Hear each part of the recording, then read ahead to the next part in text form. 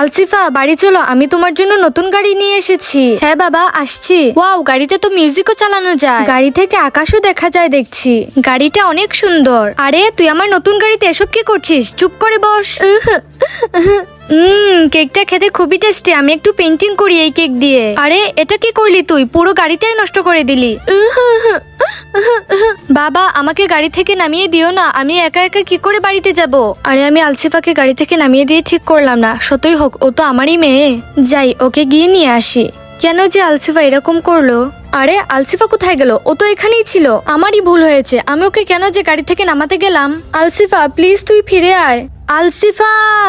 আরে আমার মেয়ে কোথায় গেল? এত করে খুঁজছি, কোথাও তো পাচ্ছি না। আলসিফা তো গাড়িতে বসে আছে। কত জায়গায় খুঁজেছি ওকে, আমি তো চিন্তায় পড়ে গিয়েছিলাম। বাবা আমি গাড়ি পরিষ্কার করে দিয়েছি, সরি বাবা। কোনো বাচ্চাদের সঙ্গে এরকম ব্যবহার করতে নেই, তাহলে ওরা খুবই কষ্ট পায়।